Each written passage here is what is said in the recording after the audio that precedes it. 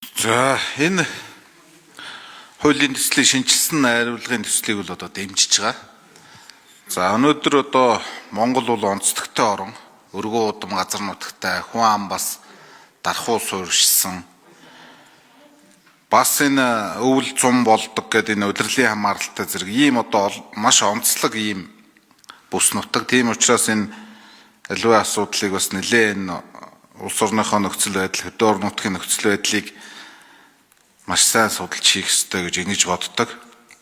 За тэгээ энэ хуулийн төслөөр одоо анхдагч болон хоёр дахь, гурав дахь энэ шатлалын эмнэлэг энэ үүргийг одоо тодорхой болгож байгаа. Мөн одоо шатлал хоорондын уялдаа холбоог сайжруулж байгаа гэж үзэж байгаа. Тэгтэйгээр зэрэг энэ ер нь одоо бид нар ч бас бүсчилсэн хөгжлийн тухай ярьж байгаа. Тэгэхээр бүсийн төвүүд дээр бас 3 дугаар шатлалын эмнэлэг байх тухай ярьж байгаа. Тэгээ яг одоо бас энэ хуулинд ер нь энэ бодлогын төвшөнд энэ 3 дугаар шатлалын эмнэлгүүд энэ бүсийн төвүүд дээр байх боломжтой гэж харж байгаа юу. За мөн одоо хөдөө орон нутагт жишээлбэл сумын төв дээр хүмүүс ер нь төрхөө болсон гэж байна л да. Дандаа аймгийн төв рүү яваад төрдөг болцсон. Одоо бараг хөдөө сумдуудын бараг төрж байгаа хүмүүсийн 99% нь аймгийн төв дээр очиж төрж байна. За уг нь бол одоо хуулийн төсөл санаачлагчийн тэр одоо манай эрүүл мэндийн яамныхны хэлж байгаагаар хөдөө орон нутагт бол энэ материалыг бааз, тануу төхөөрөмж, боловсруучсан бүх зүйлээр хангагдсан гэж үзэж байгаа. Хангагдсан гэдэг мэдээллийг өгж байгаа. Тэгэхээр ер нь энэ хууль шинжилсэн найруулга гарснаар энэ хөдөө орон нутагт яг иргэдэн дээр анхан шатандаа 1-2 дугаар шатлал дээр эмнэлгийн тусламж үйлчилгээгээ бүрэн авах тийм боломж нөхцөлийг илүү сайжруулж өгөх үү. За мөн энэ хуулийн төсөл одоо 27 оны 1-р сарын 1-ээс хэрэгжиж эхэлнэ гэж байна. Тэгэхээр 1-р сарын 1-ээс хэрэгжиж эхэлснээр одоо удахгүй бид нар чинь бас улсын төсвөө ярьж эхэлнэ. 27 оны төсөв батлана. Тэгэхээр энэ хууль 27 оны 1 сарын 1-ээс хэрэгжиж эхэлснээр улсын төсөв дээр зардал нэмэгдэх үү? Эсвэл хасагдах уу? Эдийн засгийн ер нь үр ашиг гарах уу? Ер нь яг эдийн засгийн тооцоо судалгаа юмыг бас энэ бодит нөхцөл байдал тааруулж хийсэн үү гэдэг ийм хоёр зүйлийг асууя. Тэгээ ер нь одоо эрүүл мэндийн яамныхан ч гэсэндээ тэр суман дээр одоо анхан шатны тусламж үйлчилгээ үзүүлэх нөхцөл байдал одоо ямар байгаа юм?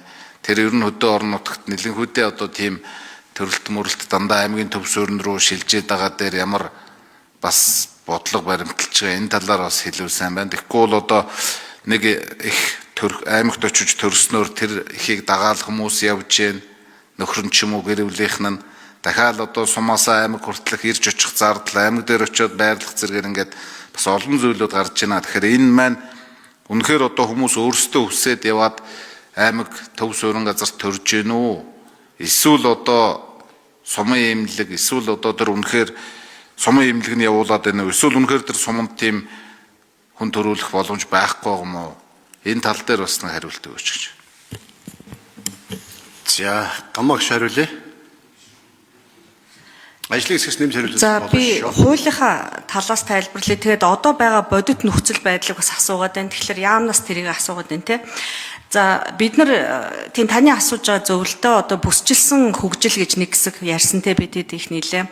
За тэгэнгүүтээ одоо төвлөрлийг сааруулъя гэд эргүүлээд бас нэг буцаасан ч байдлаар хүүдээ одоо тэр чинь хийж нэг үүтсэн. За төрөлтийг ерөөсөө сумуудад төрүүлэхэ болио гэж нэг ярьсан. Тэгээд бүгдийг аймаг руу татсан. За тэгснэ хот руу бас одоо мэдээж эрсдэлтэй хүндрэлтэй төрөлтүүдийг бол мэдээж хот руугаа татж байгаа. Тэгвэл яг одоо ингээд малчиттай уулзаад хөдөө орон нутгаар явахаар зэрэг ер нь аймаг руугаа яваал эсвэл одоо хот руу очиж төрөөд байхад одоо өөрсдийнх нь одоо эдийн засгийн хувьд ч гэр оронтой ойрхон баймаар байдаг, эргэлтэй аммаар байдаг те. За тэгээд хотод очихоор айл гэм үү зочд буудал байрлал гэж асуудал зөндөө байд юм бэл.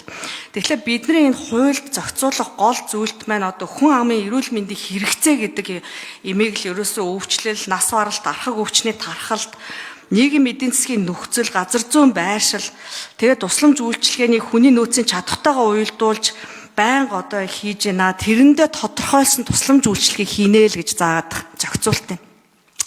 Мэдээж одоо эрсдэлгүй, аюулгүй боломжийн төрөлтүүдийг бол аль хор гэрт нь ойрхон үзүүлэх. боломжийн өвчлөлүүдийг ерөөсөө анхан шатанд нь буюу түрүүний ярьсан сум тусганы эрүүл мэндийн төвд нь за бүр болохгүй одоо сум дундын эмнэлэгдэн те аль болохоор боломжтой тусламж үйлчлэгийг авахаар л ингэж зааж зохицуултыг нь оруулж байгаа. За мэдээж эдийн засгийн тооцооллуудыг хийсэн.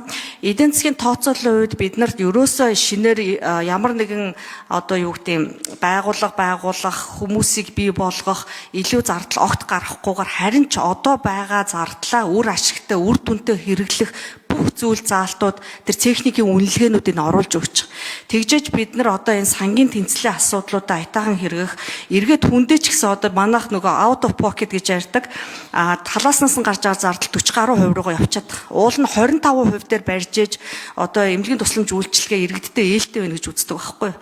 Тийм болохоор энэ давхарцсан шинжилгээ, үзлэг, эмчилгээ эдгээрээ бүгдийг байхгүй болгож ээж энэ асуудал шийдэгдэх юм аа. Бид нар яг 9 тэрбум төгрөг нэмэгдэж байгаа. Яг энэ тусламж үйлчилгээний шинэ хууль манд батлагдаад хэрэгжингүүт энэ нь гол нь нөгөө эмнэлэг тусламжийн нэгдмэл хүн төвтэй тогтолцоог бий болгох энийг зохицуултыг одоо хэрэгжүүлэх байгууллага дээр нэг 3 хүний ажлын буюу цалингийн одоо байр нэмэгдэж байгаа. Гэхдээ энэ байгууллага шинэ байгууллагаас одоо ч гэсэн яг энэ үйл ажиллагааг ерөнхийдөө зохицуултуудыг хийдэг одоо манай эрүүл мэндийн төв юм байна. Тэн дээрх үйл ажиллагаа.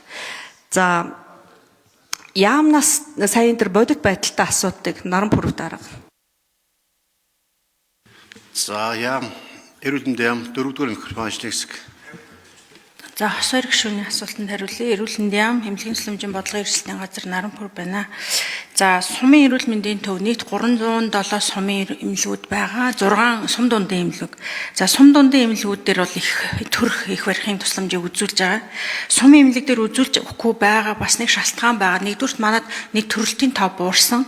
За анхан шатны эрүүл мэндийн байгууллагууд дээр бол төрх их барихын хяналтыг нэгдүгürt нь хийж байгаа. Төрсний дараах хяналтууд хийж байгаа. Гол асуу шалтгаан нь бол хүний нөөцийн асуудал. Өөрөөр хэлбэл төрх их барихтай холбоотой их барихын тусламж асуудал байна. Их барих жимж.